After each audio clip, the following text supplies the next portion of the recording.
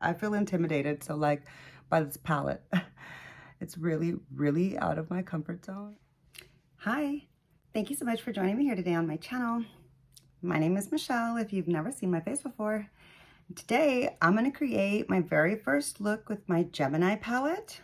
I did get it when it re-released, when the Gemini 2 palette came out. I feel like it's a really beautiful kind of murky fall vibes color story. I'm really curious to see what kind of a look I can come up with.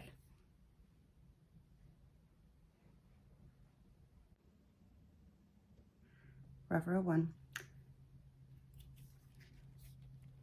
And I think I'm going to start off with a color I wouldn't normally start off with. I'm going to take this mustardy yellow. Okay, I'm nervous. Here we go. Oh, I don't want to mess up the pretty roses. I am. Let's go.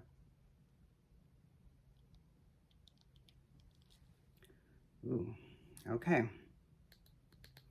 Powdery. I need to go real easy when I pick up because, yeah, I'm not trying to get fallout all over my face. I hate that so much.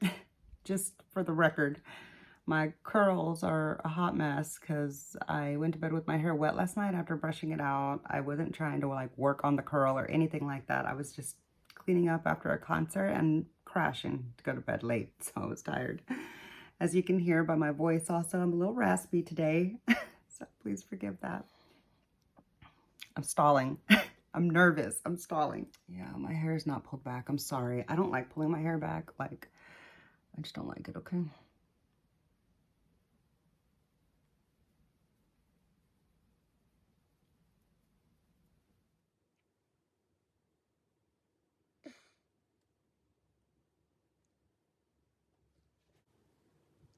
Just gonna try to focus that color a little bit more here in the front because I'm going to add more brown towards the back and stuff, or maybe greens, I don't really know, but I want this like corn maze color to really show out in the front and not get lost in the look.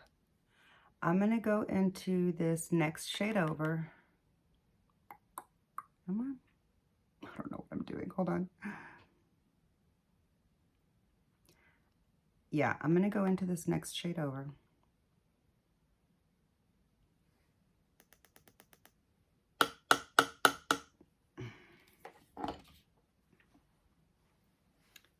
And I'm going to just start to work that in a little bit lower into the crease. I'm using a Refer 14 because it's got a little bit of a pointed end, whereas the 13 has like a blunt end, which I really like for getting in the inner corner. But I like this for getting into my crease when I'm trying to do like a, well, like this, like bringing in a slightly darker color below the first color. Now, I will say that like my Refer brushes are not as soft as my Sonia G brushes are. That's a given. Like this is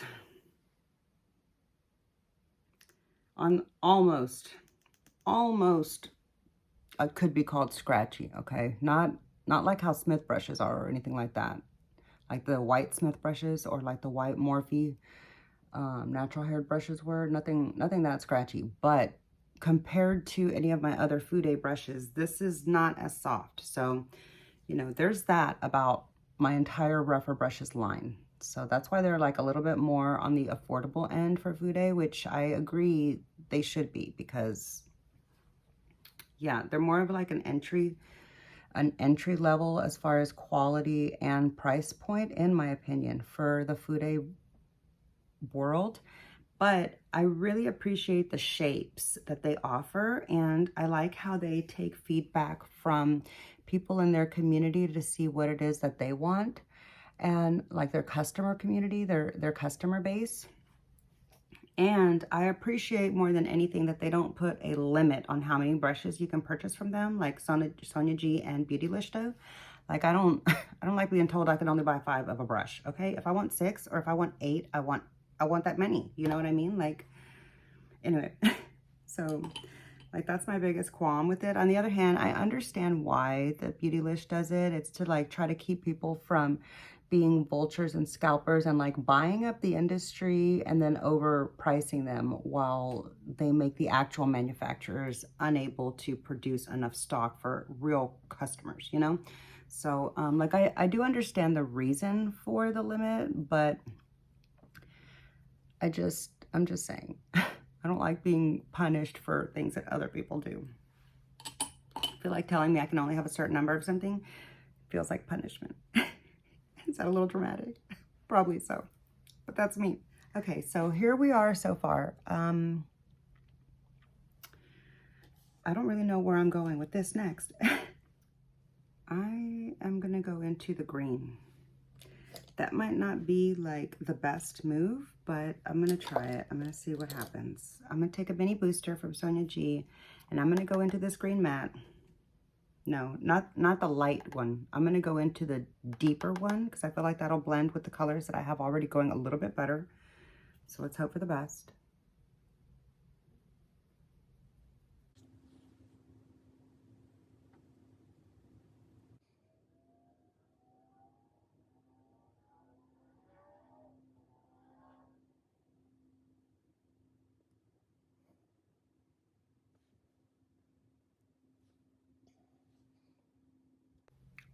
I'm so quiet. Why am I so quiet? I'm nervous. It's not that I'm nervous. It's that I feel intimidated. So like by this palette, it's really, really out of my comfort zone. And so like I'm concentrating.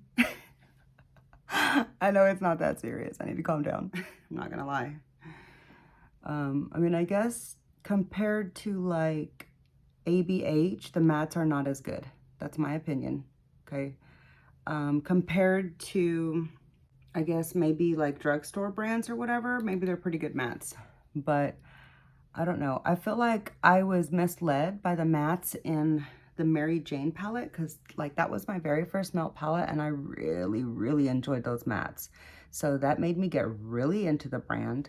These other mattes just feel really dry and not as like smooth and soft and like blendable as the mattes in the Mary Jane are. That's just my opinion. And that's what I've come across with like the two recent palettes that I've been playing with here from my recent melt haul, which I have not filmed. I don't know if, you know, that's probably not interesting to anybody, but I'm gonna take this, I don't know what this is. Can you see?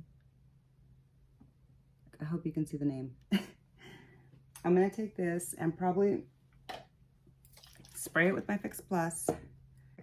I'm gonna pick it up dry because I don't like putting a wet brush into my palette if I can avoid it, you know. I'm gonna go in with this green here, this like really pretty shimmer green right there. After I dug in really well, it picked up.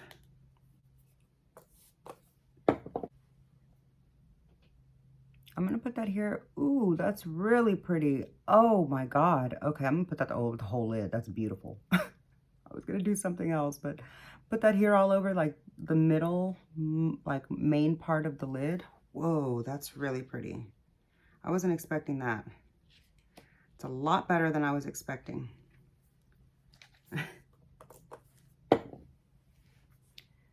Oh, that's really pretty.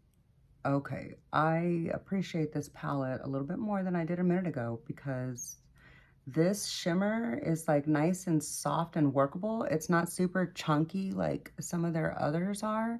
And it's got really pretty payoff considering like I did not go in with the glitter glue and all I did was spray my brush. That's really pretty. Okay, I want to take a different color though for the inner portion, just so I can try to play with a couple more of the shades and get to know them a little bit for this first round. I think I'm going to use this one. You want me to use that one? I'm going to use this one.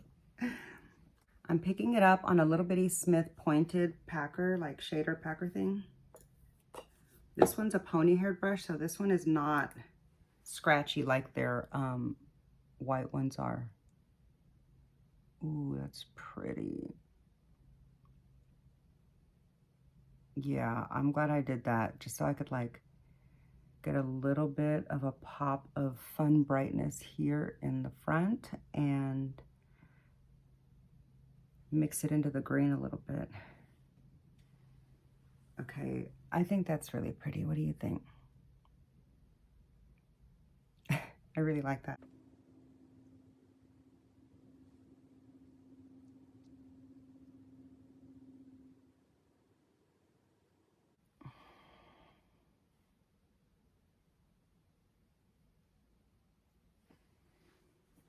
Wow, I really like this look.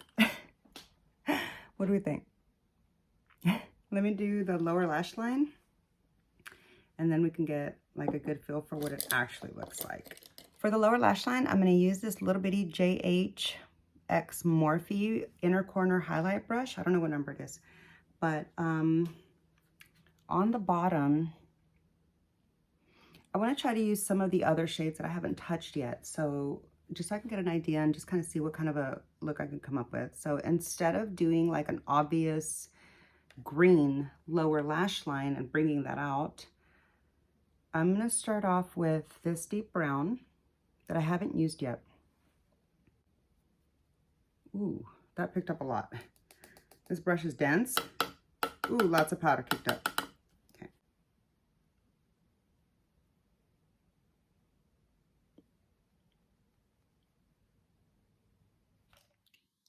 I'm going to take this little bitty Morphe brush, this little bitty like natural hair teeny tiny bullet. I don't think you can get this anymore, sadly. I hope I'm wrong about that. But, and for the front here at the bottom, I'm going to just take a little bit more of this shiny gold or shiny peach shade. It's like a sparkly peach. It's got a lot of fallout. I'm going to spray the brush. I don't want this going everywhere. And I'm going to just close out this front section with it. I don't normally do sparkle this far down on the lower lash line, but I'm just kind of playing with it and see what happens. I kind of like it. It looks better up close. You can't really like notice it from afar, but like up close, it just gives you a little something. I'm going to take this synthetic, super plasticky Ulta angled eye brush. I like this for my Natasha Denona cream pot liners. I'm going to pick up a little bit of this black. I'm just going to line the back end.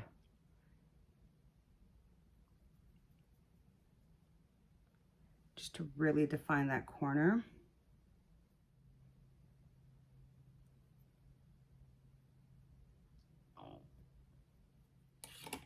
Maybe I should have left the black off the front of the lower lash line, but here we are. Okay, so this is the finished eye look. I'm gonna go ahead and complete the look with some mascara and some lipstick and blush now that I know what my eye look looks like, and I'll be right back to show you the completed look. So here's the completed look.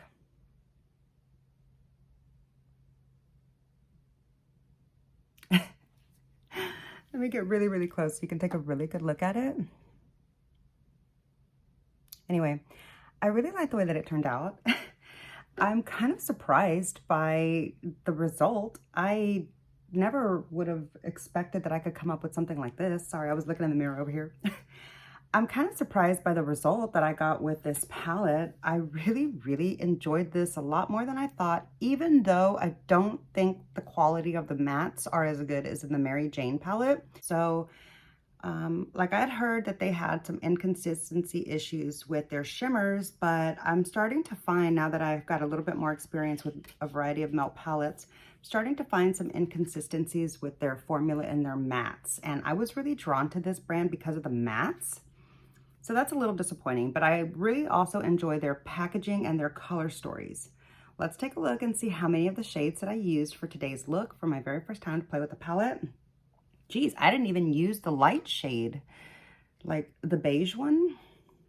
I guess I could. Let's just throw the light shade in there for a second and see what it does. I think it's a E27 maybe. Yeah, it's one of my favorite teeny tiny small blenders from Sigma. I'm just gonna put this a little bit here in the top brow and see if it'll like blend that edge out a little better, which it did. Yeah, see the difference that it made? So I should have gone in with this as an edge blender, which I'm glad it's in there.